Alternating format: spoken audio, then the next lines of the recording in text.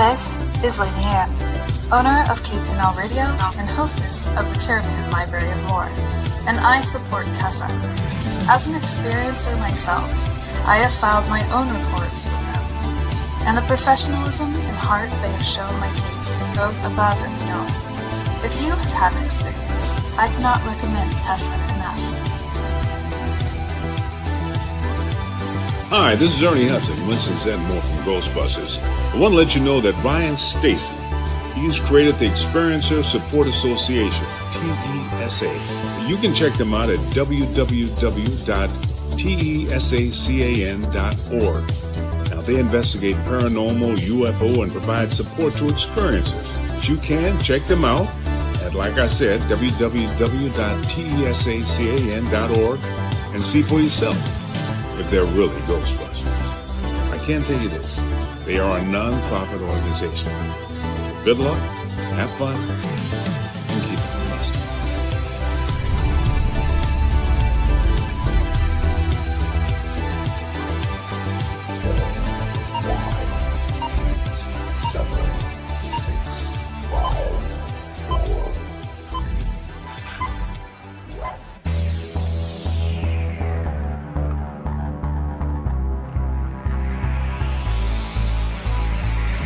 Good evening. You are listening to Beyond the Tinfoil Hat, a podcast by the Experiencer Support Association.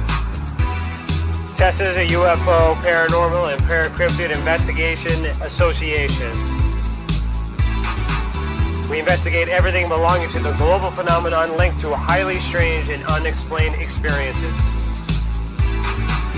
We also connect experiencers with other experiencers, creating a safe, positive environment to engage and discuss this phenomenon without judgment, criticism, or retribution.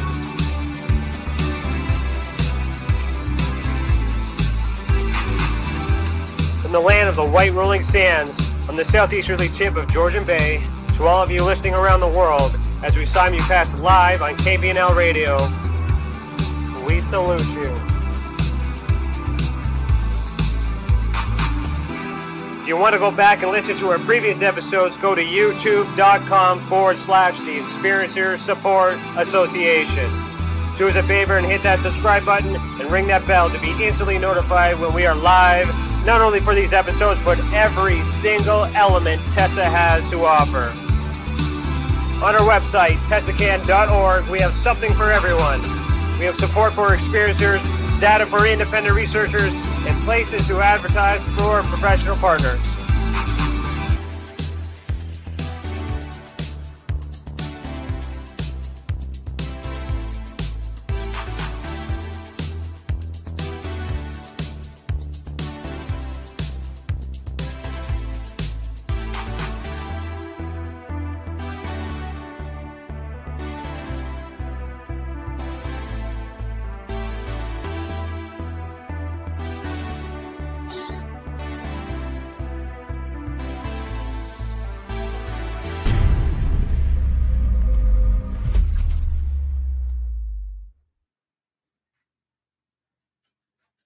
Hello, everybody. Today is Thursday, May the 20th, 2021, and I, Ryan Stacy, am your host this evening. Before we bring in our guest tonight, I want to remind everyone chatting live to put the word question before your question, so that way I can quickly find it if I need to. A lot of you guys have been conversing in the chat, and it's really confusing, so if you just like to comment here, if you could just do that, it would really help me out. I will read those questions when appropriate. However, if you super chat, I will ask that question as soon as I see it. All right, the banner on the screen will show you that example, like I said right there. So, all right, our guest for Season 3, Episode 17 is Michael Horn. Michael Horn has over 40 years of experience as a science researcher and begun his study and research into the UFO contacts of Billy Meier in 1979. In 1986, Michael found previously unknown warnings originally published by Billy Meier beginning in 1951 about an unnatural man-made climate change, global warming, the increased frequency and intensity of storms, blizzards, tsunamis, and the coming climate destruction. Michael also found that Mr. Meier was the first person to warn about the damage to the ozone layer from an A-bomb explosions and about the connection between the extraction of petroleum and earthquakes and volcanic eruptions, all of which were subsequently scientifically corroborated. In 2004, after 25 years of research into Meier's information and the evidence substantiating his claims, Michael also became the voluntary Authorized American Media Representative for Billy Meier. For Billy Meier Contacts. Michael gives national and international multimedia presentations, university lectures, and interviews, etc., and makes frequent media appearances representing the Meier Contacts. In October 2020, Michael discovered never-before-seen historically unprecedented photographs from 1981 of a UFO interacting with a then top-secret U.S. stealth fighter at Groom Lake, Nevada. And the list goes on and on and on. So you can find his website at theyflyblog.com. All right, so Michael, put on your tinfoil hat. How are you doing this evening? Right, I'm fine, Ryan. Actually, it's funny you asked that because I was all buzzing around today doing stuff here, and then suddenly it's like I was getting ready for this, and I started to relax. And I'm going to have to slap myself a little bit. I'm sure we'll keep awake with the discussion, but I got myself into this really nice and relaxed place, which I think might be better than being all amped up because we've got a little time to work here. Yeah, well, no, I hope so. I hope that intro didn't put you to sleep, though. A lot of work goes into those things, you know. So, thank you for being here. Just for the audience knows, we are going to get into some controversial topics in here. It's something we haven't covered before, something I usually avoid. However, Mr. Horn here has the credentials to support these alternative theories, or I won't say, I don't know if theory is the appropriate word, but I mean under the pretext of the possibility of some of the things that are happening in the world are something else. I'm really excited to hear that alternative perspective. But before we get into that, I would like you, Michael, to just introduce yourself and let our audience know, like how did you become who you are? I mean, that's who you are now, but how did that happen? If you mean in terms of this material, ever since I was a kid long ago, I was fascinated by outer space. And I grew up listening to the radio and then TV shows, space heroes, so primitive compared to what everybody is used to today. There's just no comparison. I even did a record back about 1967 or 68, actually got released on A&M, a record company, called Captain Tim, about growing up in front of the TV set with space heroes. In 1979, with many things in between that, I don't, if people want, they can read my biography and all that business, but I walked into a bookstore in Los Angeles and I saw a phenomenal photo book, and it had the clearest UFO photos ever. And that was still in relatively early days of ufology. Not that it was unknown, but really quality photographs and things pretty much unheard of. And these photographs remain the clearest, the ones from Mr. Meier, of any photographic evidence. And we can get into anything about that, including challenges if people have it about evidence. But that led me to want more information. A few years later, I got 1,800 pages. Those were transcripts of the conversations allegedly between Billy Meier and human beings who called themselves at the time Pleiadian for a specific reason. There is no such thing as Pleiadians, another story. But I went through these transcripts for months because they were also a little bit difficult in terms of the translation. They were in English, translated by somebody who was much more of a German speaker, clearly, but they were fascinating. And I slowly started to get a sense that this was about something even more important than UFOs. And that evolved because within the next several years, I was already charting specific, prophetically accurate scientific information that these people had been conversationally conveying to Billy Meier, as well as things that were specific prophecies and or predictions for our world. And I thought, this is a higher standard of proof. Even though Meier's evidence has been independently authenticated, always get into that too, and by really quality high-level people, you start to get into information that a man in Switzerland, a one-armed man living in the boonies, is publishing about virtually every planet in the solar system, geopolitical events before they happen. And it kind of goes, wait a minute. So I turned my focus mainly into that higher standard of proof, which would be, it's unimpeachable because, simple thing, we have copyrights that show when Meier published the material, and the events happened after the copyrights. Case closed. And I've run that by judges and people who are knowledgeable about the law, and they get it.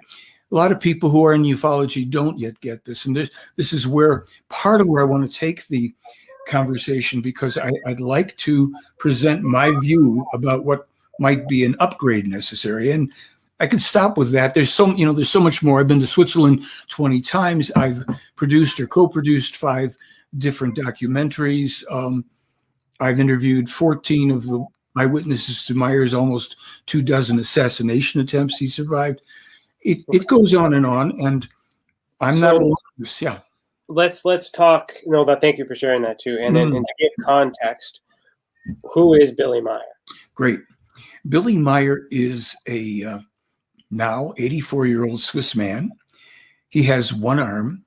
He lost his left arm, most of his left arm, in a bus accident in Turkey in 1965. A year before that, by the way, he had been in India with a photo album of something like 80 UFO photos. He was in the middle of nowhere in India, and he was interviewed in a newspaper and all this stuff. So Billy Meier is this rather remarkable man whose life is it's kind of a combination of Luke Skywalker, Indiana Jones, and Lawrence of Arabia. He was known as the Phantom in the Middle East in the 50s because he was hired by police departments in West Pakistan, Turkey, and India to bring in serial killers and mass murderers. He's a man with nerves of steel. He never killed anybody, but he's protected himself and others with weapons when necessary. I mean, the man has a biography. People have no idea. And he doesn't publicize. He basically says, here is my evidence. Here are my writings. This is now for people who are interested. And that has attracted a lot of, attention and very serious investigation dating back to at least 1975. So where does his involvement with ET and UFOs come in? I like to say this very often at the beginning of an interview because it's so important. According to the information in this case, and that means when I can't prove something as opposed to what I can, and others, I'm not the only one who can prove this. You could prove this in 15 minutes, and I always talk about how that can be done. But when I don't have the ability to prove something here, now I say, according to the information of the case. So, as a 5-year-old boy, Edward Albert Meier, he's Edward Albert Meier as a child, had his first voluntary face-to-face contact with an extraterrestrial human being, which led to an 11-year span of facts on board, taken around this world, taken off this world to many places in space and in time, according to the information in the case. 11 years after that, he began contacts with an extraterrestrial woman who was his second contact person who would tutor him, mentor him, take him on similar kinds of excursions and teach him many, many things. And pardon me, and then in 1975, the official contacts began with another female, and official because these were intended to present information to the world officially, evidence, photographic, metal, sound recordings, all this stuff, as well as the documented conversations. And so his contacts began 79 plus years ago, and they continue to this day. So then lends to the question, why is he not here and why are you here? Sure. Well, a few factors that are kind of logical. Number one, he's an 84-year-old Swiss man whose first language is not English. He agreed in 2004 to my request to be able to represent him in America as the American Media Representative, and also more broadly in the English-speaking world. I've done that in South America, North America, in U.S., Canada, Brazil, Europe. That means the U.K., Amsterdam, Hong Kong, different parts of Europe. And I said to him, I want to do this. I will represent the information that you publish, that you make available as you present it, as long as I am able to reserve the right to say, I don't know if this particular thing is accurate, but this, according to the information of the case, and also to say, I disagree with something if I do. And he says, of course. And I said, you don't pay me, I don't pay you. This way it's clean, because people are going to accuse me of being in it for the money. They accuse you. All the skeptics say he's got a sex cult. I mean, things that are just mind-boggling. But to get back to it, he has survived, as I said, nearly 24 attempts in his life. He has a family. He works constantly. He meets regularly with the extraterrestrial people, even more so now than before because of the disease. He has a group of people who are part of a nonprofit publishing group who help him disseminate his information. And he's busy with his own life. And since English isn't his first language, he doesn't even do it any longer in German. The last interviews really were a few years ago. And when people have even approached him at the center there, said, we'd like to interview you, English speaking, he says, talk to Michael Horn. And I'm honored to do it. I listen, I don't know everything in the world about this case. There are people certainly that work with Billy and Billy himself that know more, but they have their own specialties. They aren't necessarily oriented towards media presentations or what have you. And this is something like, for me, that is a purpose that I really want to fulfill for this work and for the people who are attracted to it, to serve them in any way I can publicly. And I have plenty of correspondence that I can barely keep up with as well.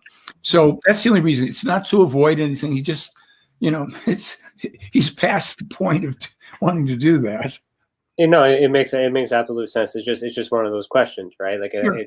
And it's a logical explanation. It makes sense, and it's very easy to go in that conspiratorial assumption, and therefore, blah blah blah, this and that. I mean, like if we to compare that to a court matter, that's why lawyers speak on behalf of the clients, because the clients may not be able to converse what they need to say. So so in that sense, it makes a lot of sense. So there's a couple questions I want to ask around that, but before I do that, I did pull up real quick while you're talking one of the two files that you sent me. I'm going to share it on the screen here, just sure. So I can show I don't know what one's better to show, this one or what other one do I have? I have the wedding cake UFO as well. Right. Which one would be better, that one or the wedding cake UFO? Just to show an example. Okay. The wedding cake is the more exotic.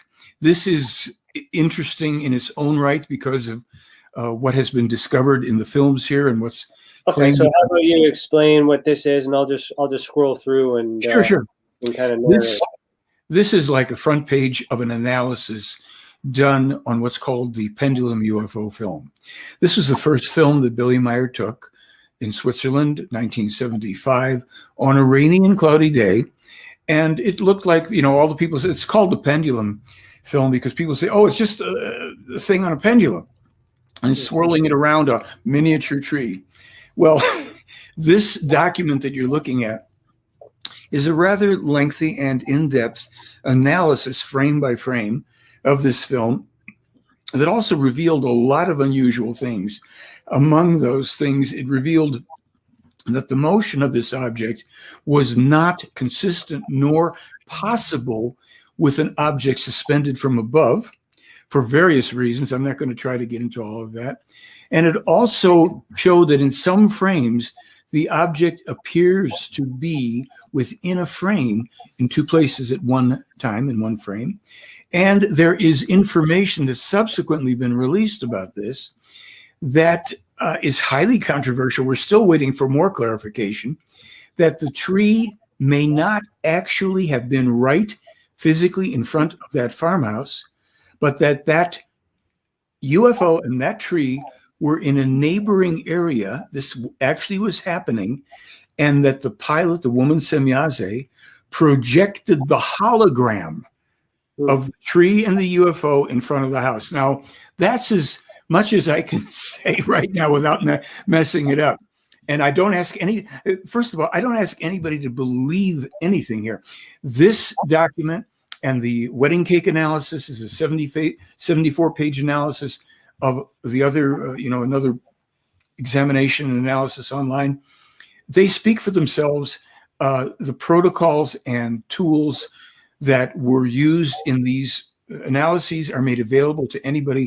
As an investigator, you could find out, okay, what did they do? What tools? Because they used a lot of, new technology. This thing was, oh my gosh, it's almost, what is it?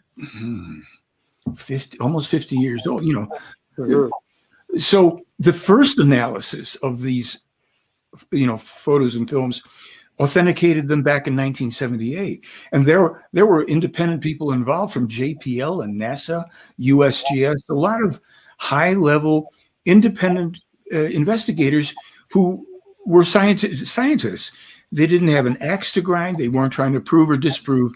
They simply reported their own observation and analysis and conclusions. And that is what's made this also so spectacularly, important and frustrating to skeptics, because they try to attack the people and it doesn't work. The people were high.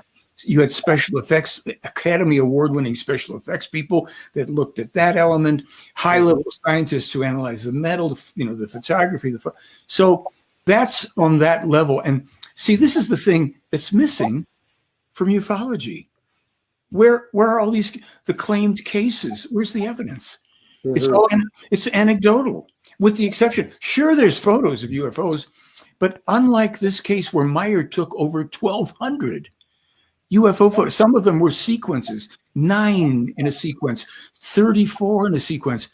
It begs a question that is never asked. How did he know where to be to take 9 or 30 UFO photos or films? How did he know? Mm-hmm. If this isn't a one-armed man making the most sophisticated, beautiful, detailed models, and then the investigators come over from America and say, okay, well, you say you're photographing these things. He says, yes. We'll load your camera with film for the next time you're going out. Okay. He says, I've been called on a contact. They load the camera with the film. Comes back 4 or 5 hours, whatever later. They develop the film. Yeah. 34, 35. This is why, as you know, and as people who've seen any of my stuff online on Twitter know, this is why if I ever had any hair left, I've torn it out about UFO Twitter and UFO experts and online and all this stuff, because it's not that nobody is talking about the unasked questions. And then the big unasked question, we can jump to it, we'll come back to all this stuff. If this is real, if Billy Meier's contacts are real, what's the reason for them? And I say over, people, it isn't intended for you to chase lights in the sky. We're done with that. There are unknown objects in the sky. Some are natural, some are not natural, some are man-made on Earth, some are not. Now that we know that, and if we look at the Meier case, what's the reason? And I'll answer that, but you ask, because I'm loaded for bear. Well, first of all, I looked at those for the first time tonight as well. And while you were explaining that, and I am looking at that, and it reminds me of the article, or sorry, the CSIS report that I've just previously released. It's 105 pages on, I think I shared it with you. I'm not sure if I did. If not, I'll share it afterwards. But essentially, I did some research just as the way as you're explaining it. I put it out there. No one is looking at it. I gave it to the people that I think would look at it. No one's looking at it. And I've been feeling like, maybe it's just not good enough. And I'm thinking, well, it's got to be something bigger, some sort of suppression. And this element, this is coming, from my understanding, this is coming from a man from another country.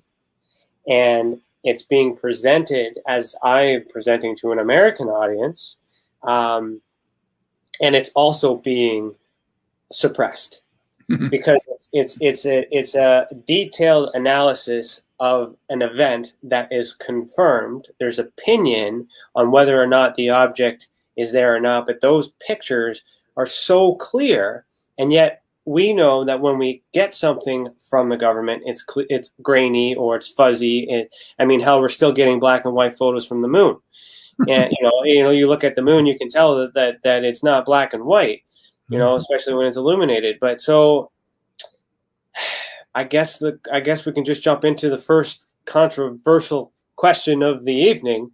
Is I guess I did write it down. What's really going on with Lou Elizondo? Okay. Well, I'm going to give you my opinion of what's going on. And let me just say, I'm not trying to be softball at all. Lou seems, in many ways, he seems like an affable, nice human being. It's nothing personal. Here's the thing. Lou Elizondo has been in the defense intelligence military for many years, certainly connected to UFOs since 2007 or 8, whatever. How is it that you and I and thousands of other people have discovered the Billy Meier case, whatever our opinions are, and no matter how many times and how many people are asking Lou Elizondo, he won't answer the question because he has a pledge. I will always tell you the truth. I will, hold myself accountable. I will, always push for full disclosure. So I said, okay, Lou, the truth, full disclosure, the Billy Meier UFO contacts. Crickets, won't answer it. Now, I know he knows that I'm talking about it because I put out recently a blog in which I have a video that was taken by Sean Cahill or Cahill, however he pronounces his name. Sean is photographing himself, and then he pans over. While they're listening to me talking about Lou, they pan over to Lou in the front seat. Looks like a passenger seat, perhaps a European car, I don't know, or a reverse thing. Pans over, and Lou smiles and waves. They know I'm asking the question. Sean won't answer it. Lou won't answer it. And that raises a couple very troubling possibilities. One, Lou Elizondo, after all these years and fronting all this stuff on UFOs, TTSA and all that, he doesn't know about Billy Meier? The contacts going on for almost 80 years, the most dramatic evidence used in the X-Files poster auctioned off. So he doesn't know? That would bother me for this whole thing, or that he does know, but he won't say. That bothers me. Now, I will tell you something that I have not announced in any other interview. Christopher Mellon knows it's real. How do I know that? I'll tell you and your audience. Chris Mellon was in an interview with Joe Rogan, a man who's had too much to smoke and too much to choke and can't think straight. Joe Rogan was provided by us with the photo book from Billy Meier, 617 clear, primarily daytime photos, up to 3-4 of the crap. That got to him last year. What he said when Dan Aykroyd was talking to him, Dan Aykroyd brings up Billy Meier and he says, "Oh, I got that book. It's photoshopped." Photoshopped 1964 to 81? By who? That's Joe Rogan. So Chris Mellon is on with Joe Rogan, I don't know, a month or so ago. And Joe Rogan, because he's so bright, he says something about, that guy that hoaxes UFO photos in Denmark. Well, Chris Mellon says, "You mean the Swiss guy?"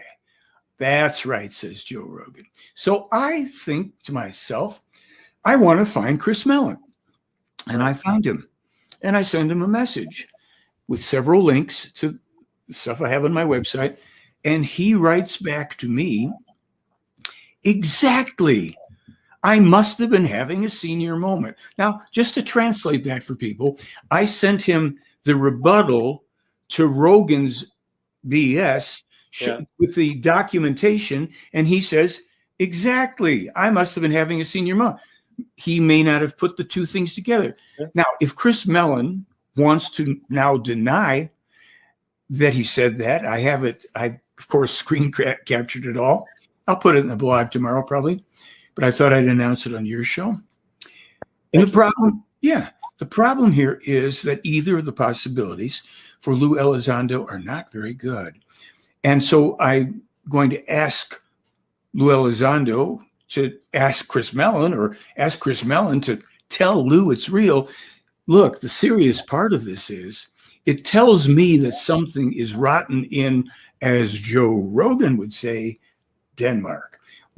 You can't have a high-level intelligence defense person fronting the UFO topic and complaining about the bad treatment the government's giving him, who doesn't know about Billy Meier and who won't tell the American people the plain, simple truth.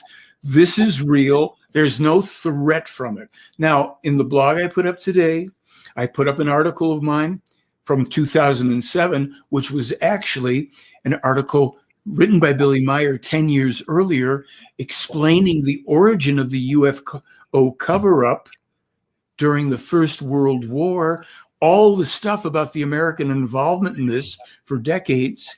And I put in there another thing where one of the extraterrestrials explains in great detail the true nature of the sightings of UFOs, those that are and are not from this planet, but the largest part of which are part of a very large international, insidious, I don't like to say plot, but agenda to control and enslave everybody here on Earth. So what my genius friends on UFO Twitter are all a Twitter about, sorry, friends, you've got to start at the beginning. Learn how to think, how to investigate, how to discern. Stop chasing lights in the sky. You've got enough, because you can do nothing with lights in the sky. You can't do anything with UFOs. You could have one hovering out there. None of us can do a damn thing with it. What you'd like to do, if you're savvy, if you're sharpening up your tools, is go, okay, what's real and true, not of this world, and what's it about? What's the meaning? What's the reason? And I'll tell you clearly, the reason for the Meier Contacts, in a summation, is to help us survive, our future survival. This is a very long-standing mission, if you will. It goes back a very long time to help us get through. Short of destroying ourselves, folks, we've got to not do it. And this beautiful setup from all these shills in the intelligence agency and all the willing, pardon me, dopes in ufology who want to publicize the next bit of crap thrown their way by the intelligence. The media now is effectively owned by the CIA. If you can't tell that from all the UFO, 3 years ago, could you get a UFO story on anything? And I'll tell you, I have been doing public presentations for 33 years. I have, for the past 10 years, sent out, at least 10 years, to every publication, author, journalist, so-called expert, scientist, anybody I could find. No responses, maybe a handful. I have lectured at universities at the request of professors who at first were skeptical and told me I was crazy. I spent months going over, answering the questions. And I had another thing I'll be glad to tell you in a minute. I really want to, but I'll wait. Okay. With investigators, people who wanted to put me over the coals. It's not me. Here's the material. I happen to study it well enough. I've been told by a judge it's courtroom quality that I can do. And I can do that. I can walk into a court of law in 5 minutes and establish that this is legitimate, authentic. And not anybody online babbling about UFOs and calling themselves an expert, that whether it's Nick Pope or, oh gosh, run the litany of these people. They don't know anything of significance in our lives. Can you cite, can you remember anybody, a significant piece, a page of uniquely important, previously unknown scientific information brought forward by any one of these people, let alone 45,000 pages published by this man with the help of these human beings for the love of humankind purely, to go through this with a world that can't think, that is ungrateful, that it just wants to be entertained. That's what ufology is. That's why the media has been now co-opted by the intelligence services, because I'm just being blunt here, folks. It's preying on the gullible, the inexperienced, those people who don't. I mean, every day there's a new person popping up on Twitter. I'm a UAP investigator. Phenomenon. Forget phenomenon, people. Find meaning. If you can't find evidence, if you don't know how to recognize evidence, if you don't know how to vet evidence, and you can't understand the purpose of this, you are just an entertainment junkie. You're kidding yourself, and you can block me and anybody else who's talking about this all you want. Your life is hanging in the balance. Quite literally, and we can get to that one. But so I know I appreciate everything you're saying, and as I mentioned before we started, I've always felt uncomfortable about this fresh new push towards this document in June 1st, and I couldn't figure out why.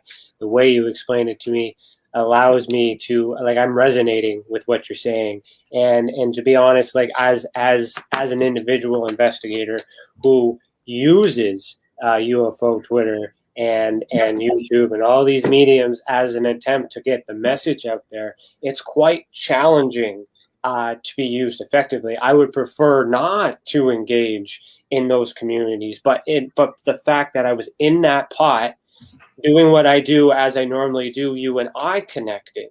So I do feel like it's needed, but like you just be. But the right people will gravitate to the right. Like there's these subcultures, these subgroups within it.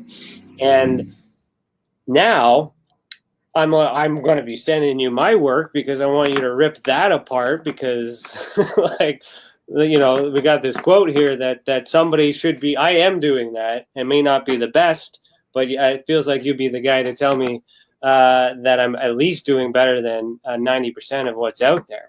And, I lost where I was going, but I was really, I'm really starstruck right now. So you're basically saying all the things that I've been feeling, and you put it into words. So thank you so much for that. Oh, you're welcome.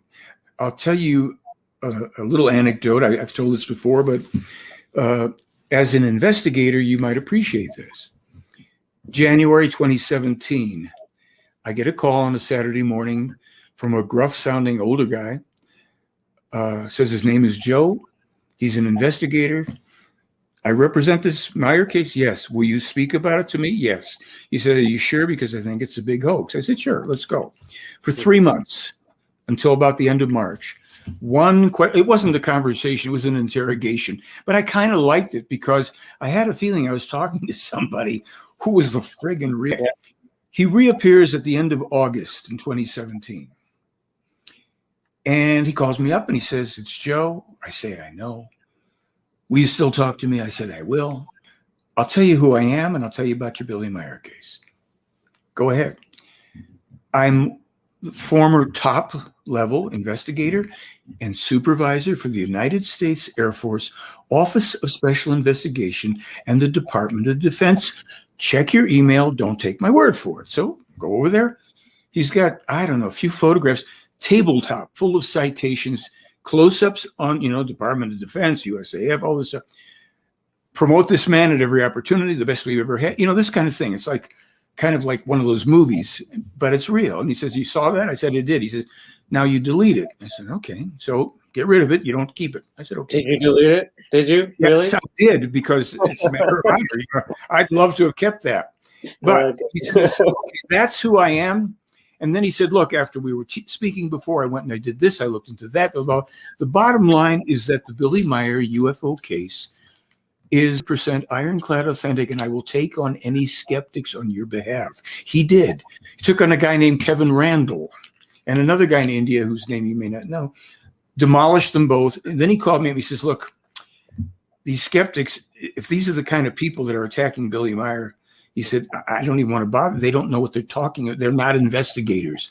He wrote a nice long article on my website He explained in layman's terms, simple forensic kind of criminal procedure, means, motive, and opportunity. I had written a similar article 7 years before, but I don't carry the weight that this guy does. So I feature his article. And he explained how anybody, you don't have to be a professional investigator. You need to just think logically, stepwise, means, motive, opportunity, go through this. If you can't, he said in the right away, he said, if you cannot show me with evidence where this 27-year-old vagabond in 1964 traveling through India with 80 UFO photos in an album, who's interviewed by a prestigious paper, where he's in the middle of nowhere in India, if you cannot show me where that happened, you're done. And to date, nobody. After that, the skeptical challenge just seemed to dry up. A couple people would try to appear, and it's just like they're done. So and this is good for you, I think, also as an investigator, because look, I'll be honest with you. It's like I have a blog where I talked about finding the mother lode. Somebody gets a map and somebody else has a map, and people are searching for this mine. One day a guy comes in and he's got in his hand, he's got the nuggets. I found the mother lode. Now, if another guy walks in the door, he says, hey, I've got a map here. I think I know where the mother lode is. Should everybody push aside the gold in hand and start running out? I mean, you can if you want to find more, whether or not it's there, or you're going to go, wait a minute. Let's go to the mine where we know the mother lode is, where we know that what we claim to be looking for can be found. This guy found it. He's given it to us. He said, look, I found it. I've got enough for myself. You guys take the rest. I can't even carry it all. This has got to be taken appropriately seriously for people who want to survive, literally, and just people who want to know the truth, not the theories, the speculation. We have dealt with... I've sent this information to anybody you know of or heard of, probably in so-called ufology, inviting them. I've offered this freely to Stephen Greer 15, 16 years ago. Would not even look at me. And here's the interesting thing. I just saw a 20-minute video he did the other day he was being interviewed by this guy, Jan Wiedner, I think it is, about the secret U.S. military. It was a very good video. I wish the guy wasn't so dedicated to profiting and pushing silly things, because he's got good info there. If he wanted to take the Meier material, because we've got the background he doesn't know it material. And we've had people who have gone through this material and have just been staggered by this. No, it's okay. I just wanted to kind of touch on the evidence part. So as an investigator, as we're referencing, it's when we're doing any investigation, it's easiest to figure out the when, the where, and the how, sometimes the how.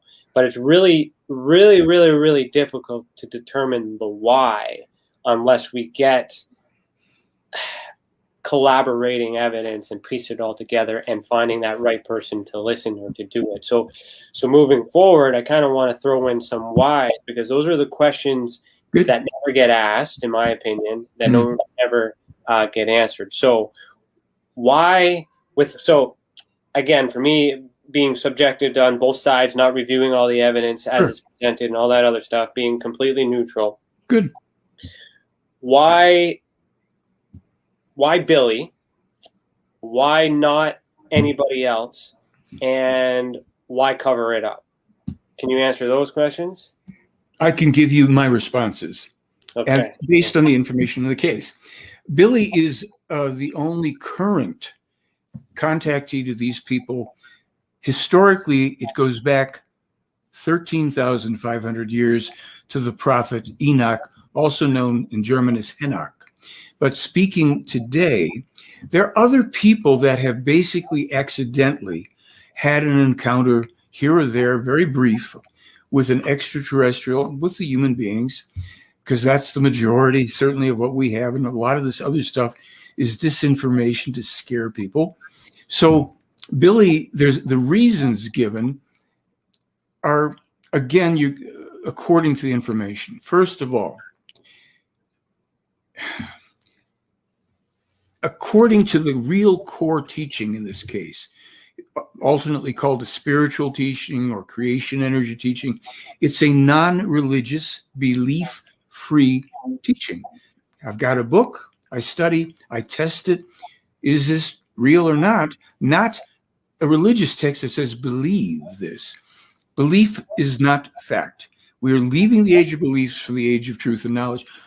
People can believe what they want, and there's wonderful things in all sorts of belief systems, but I want the truth, as I think we ultimately all do. So according to the information in this case, it's said that reincarnation is a fact of life. It's a bit different than any of the philosophies, sects, belief systems, religions tell us. And I'll give the real abbreviated form. We hear the term soul, but soul is not a real thing. Soul is the psyche, overall centrally located around the solar plexus. Has a lot to do with the consciousness, the emotions, the personality. It's temporary. When we die, this whole construct is dissolving, but the contents are being absorbed by something called the human spirit, the eternal, immortal part of us located deep in the center of the brain. That part, upon death, leaves the body. It is absorbing and assimilating all of the knowledge and experiences and wisdom of the personality that's just ceased to exist. It goes into a non-place as we know it. There's no heavens and hells. There's no consciousness for this because it's not us as a personality. It's us in its most essential form, this animating spirit. When it is time for that spirit to reincarnate into a new personality, it brings with it not burdens and guilts and punishments. It brings with it the potentials from all that it's learned previously, as well as having to have a fresh, clean slate to learn again in this, remember the previous life. We don't remember our previous lives. There's some accidental times when children mainly get a glimpse. Sometimes people think they're remembering their past life. They're actually remembering another person. It gets a little wild. However, the point being that if this is so, and there's nothing to believe because it's not a belief system, it's information. Is it right or wrong? You decide. If we proceed, the spirit that has incarnated, reincarnated, and animates a man named Billy Edward Albert Meier in Switzerland, has in previous incarnations and personalities been a prophet / contactee before too, going back 13,500 years. And this is the final time that we on Earth will have a prophet contactee whose sole purpose has always been to bring forward what they're calling this, the reality of life, the teaching of how the universe operates, its immutable laws. We're not here to be punished. We're not here to be, rewarded. There's certain laws that are just immutable, always affect life at every level and human beings as well. So that's being said, the reason for Billy Meier is he's simply the guy that is that guy. This time around, he could have been somebody else, and he is somebody else. He's not this guy, he's that guy. There have been other people who potentially could have done a similar job, but they either died or kind of declined to do it. And so this man is the guy. Now, there's been outreach to different governments. You won't hear about it. There's been even some people who were approached in contacts that shocked the crap out of them with Meier and one of the extraterrestrials for very specific purposes to avert certain circumstances, such as that would have led to a third world war or all. But this is all in the material, and people don't even have to bother with it if they don't want to. You don't have. It's not about Billy Meier, and I know that'll sound strange. He's the messenger. He did his gig, and now he was basically done, except that we encountered a disease here called coronavirus COVID-19, and now there's reams of information coming forward. I was going to save that for the back half. That's Anytime you want. Controversial topic number 2. We'll save that for the Sure. back half. But okay, so I'm tracking everything you're saying. I'm eating this all up, and it logically makes a lot of it checks a few boxes on some concerns that I had.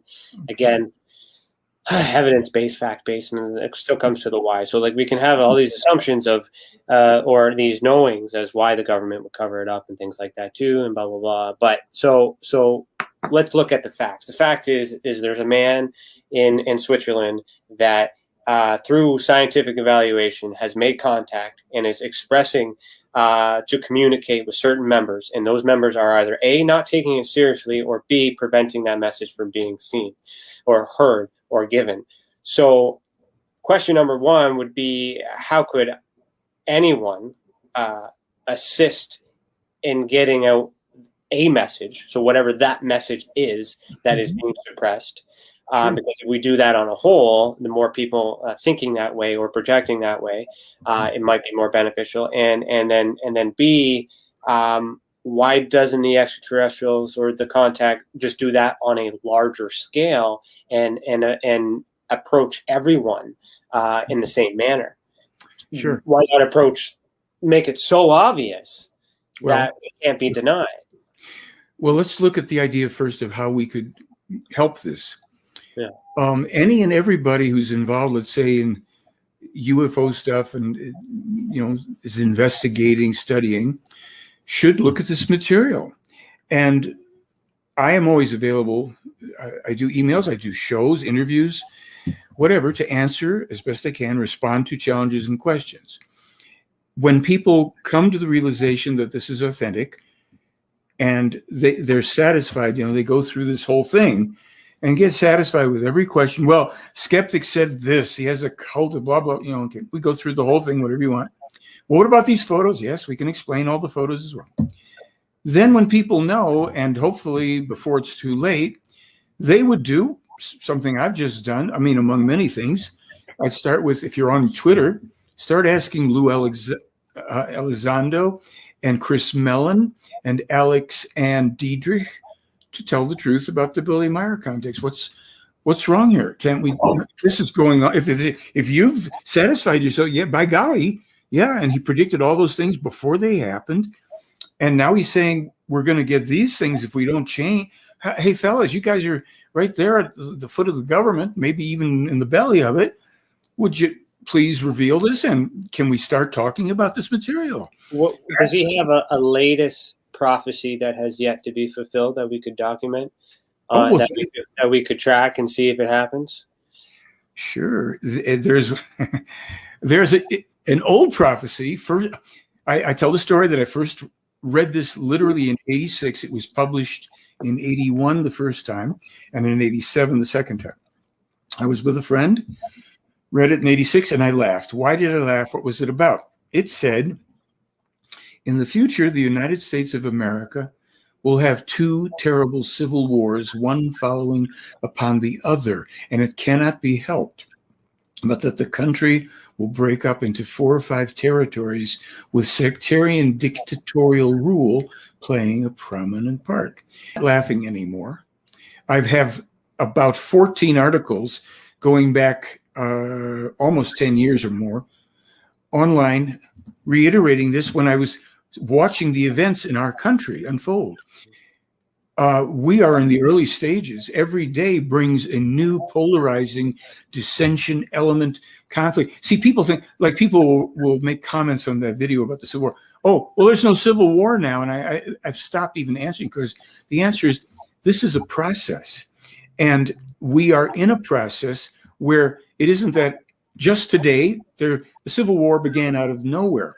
For instance, in 2017, just a few years ago, in many predictions, Meier stated that the rulers and people in America would be attacked by governmental, non-governmental, anti-governmental people trying to overthrow.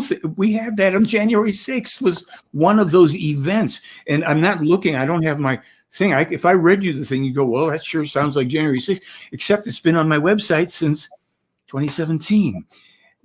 We have one thing after another. The climate, a lot of people are this way or that way. Billy Meier, 14 years of age. He's the first person to publish in the future, unnatural, man-made, global warming, climate change, damage to the ozone, devastating weaponry. 14 years old.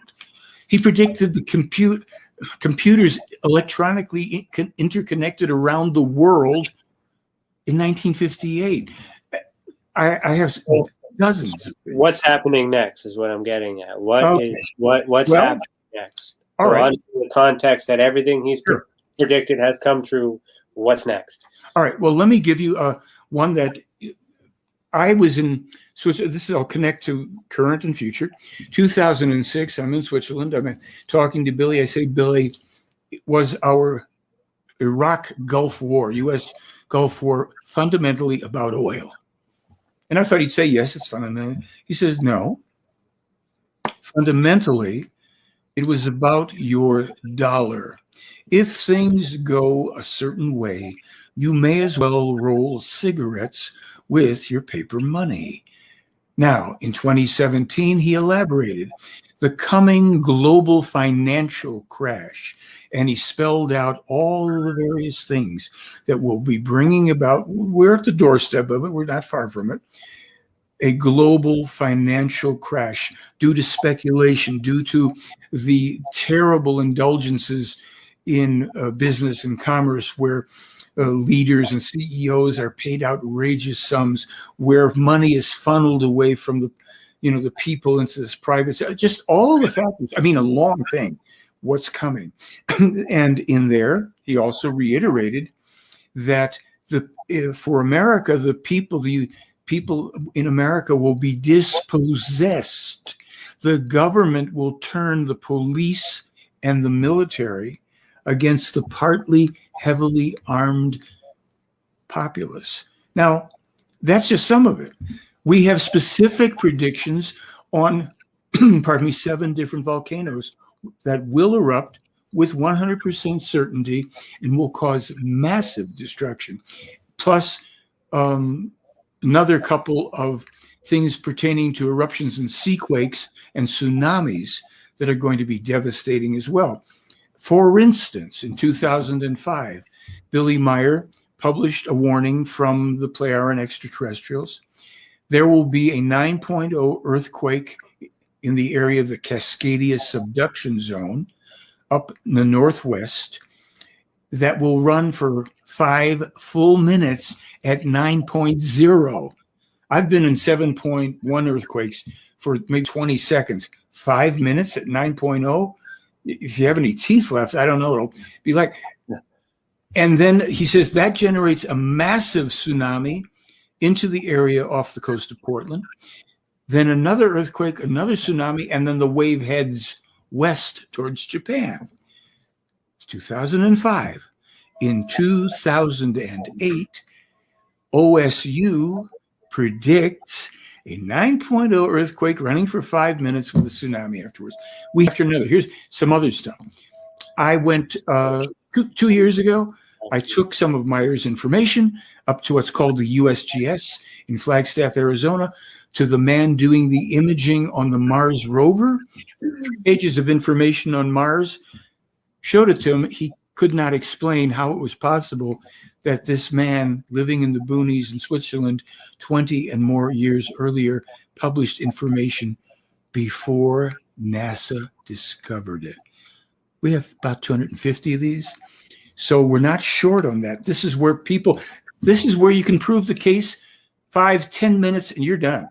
Let alone Joe Tisk's whole thing with the means motive opportunity. How'd he hoax the 1964 photos? Can't prove that. Case is real. Let's move on. With you, let's do it. Any of it, march at your rate of speed. Yeah, no worries. So we're going to pause, actually. We're going to pause for commercial. So But we'll continue after a message from our professional partners. Also, if you're listening to this live on KPNL Radio, which I see you're commenting, nice to see you. Thank you. And I know he mentioned Portland in there. I think that's where you are. Hopefully you're safe when this happens. Head over to youtube.com/the Experiencer Support Association to see this video that goes with the show if you're listening to this later. Don't forget to, I thought I deleted that. Ignore this. Remember that you're listening to Beyond the Tinfoil Hat, which is off the cuff podcast by the Experiencer Support Association, and we'll be right back. Ryan is one of Canada's leading new UFO investigators. He conducts and oversees UFO investigations on a constant basis and was really taken by his research. He's compiled a tremendous amount of data regarding UFOs in Canada. And just as interesting, he really goes over how UFO investigations are done and what are some of the mistakes that people make when they submit evidence. Note for starters, don't edit your videos or photos before you send them. If you want to hear more follow-up conversation between Ryan and myself, you can go to richardolanmembers.com, where we have a candid conversation on ufology, the paranormal, and more. And remember, while we learn and grow and search for the truth, let's be good to each other.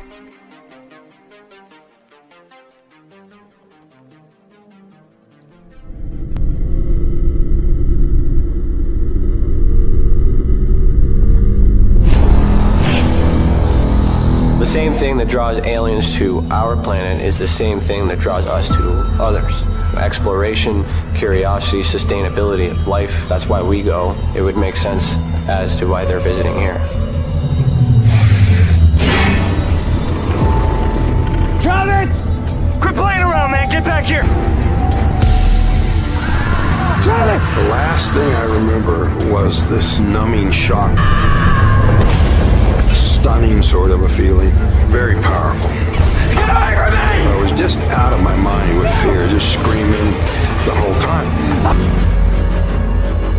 It's been theorized that aliens prefer remote areas because they don't want to attract attention.